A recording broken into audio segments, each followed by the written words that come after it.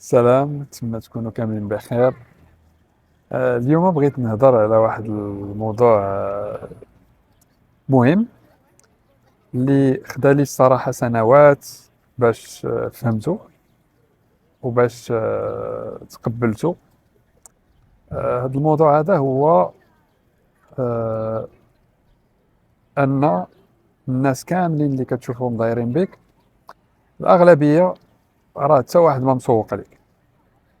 يعني غير دير داكشي اللي كيعجبك واستمتع بالحياة مع راسك وارتاح وما تهزاش منين تقالت. كل واحد من الناس اللي كتعرف اللي دايرين بيك راه منشغل بالحياة ديالو وكيقضي داكشي اللي خصو يقضي، كيخدم داكشي اللي خصو يخدم صافي، ومنشغل بحياته، اللي عنده شي عائلة، اللي عنده شي وليدات. راه حتى شي واحد ما كيفكر فيك بداك الطريقة اللي انت كتخايل ان راه كيفكر فيك بها. ما كنقولش عاوتاني ديما، يعني هذه كنقولها وكنعاودها، يعني ما كنعمموش، يعني هادشي ما كيعنيش ان كاع الناس حتى واحد ما كيفكر فيك. الناس اللي كيبغيوك وقراب ليك راه معلومه يكونوا كيتفكروك وكيفكروا فيك، ولكن كنهضر اكثر على داك بحال واحد القفص. واحد القفص كنديروه حنايا وكندخلوا في وسط منه ديال نظرة الناس لينا.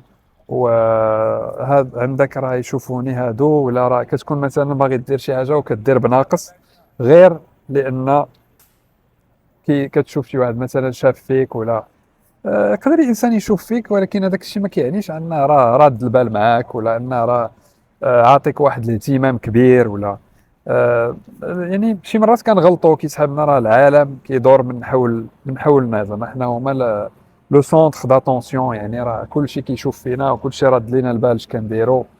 آه، انا بالنسبه ليا هذا غلط، هذه واحد الحاجه اللي تقدر تمنعك حتى هي انك دير بزاف د الحوايج في حياتك. شنو غيقولوا الناس؟ لا، راه الناس غادي نفشل وغيشوفوني، ولا حتى واحد ما غادي يشوفك، وحتى اللي شافك راه ما الدنيا هانيه، زعما حتى واحد ما كامل، حتى واحد ما بارفي، كلشي كيغلط. وحنا اصلا جينا لهنايا باش نتعلموا من الاغلاط ديالنا ونغلطوا ونفشلوا ونعاود نطيحوا ونوقفوا عاوتاني. كناخذ ديما هذا المثال هذا زوين، يعني فاش كنا اطفال صغار، شوف شحال من مره كنا فاش كنا كنتعلموا نتمشاو، شوف شحال من مره طحنا وعاود وقفنا وعاود طحنا وعاود وقفنا، وكنا كنتمشاو شويه ونطيحوا، ولا كان ما كنقدروش نشدوا ليكيليبر ديالنا وصافي. وجا واحد النهار ولينا كنمشيو مزيان. يعني كان ذاك الطفل الصغير فاش كيطيح صافي ما كيعاودش يحاول، ولا كيبقى يرد البال ذاك النظره د الاخرين ليه، ما غنتعلموش نتمشاو، ما غنتعلموش نزيدو لقدام.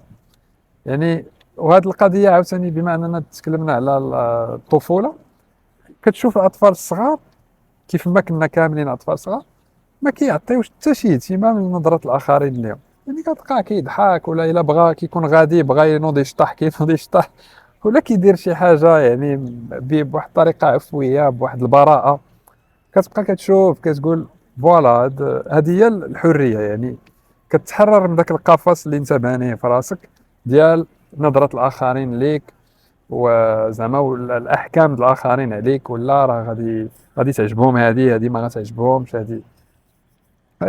بالنسبه لي الا كنتي انت فرحان مرتاح في حياتك وعارف راسك داكشي اللي كديرو مزيان، يعني ما كدير حتى شي حاجه د العيب، اهم حاجه هي هذه. من غير هذا الشيء كل شيء غير زايد، وكل شيء غير دي ديتاي اللي ماشي مهمين. عيشوا حياتكم، استمتعوا بالحياة. كل واحد راه ملهي في الحياة ديالو، كل واحد راه مشغول بالحياة ديالو باش انه عادي يكون مثالي، باش يجلس ويفكر ويقول انت علاش درتي هذه، ولا شوف هذاك اش كيدير، ولا هو هي راك الناس كيلاحظوا، ولكن اغلبية ما مسوقينش. راه درتي ما درتيش سا غوفيان او ميم.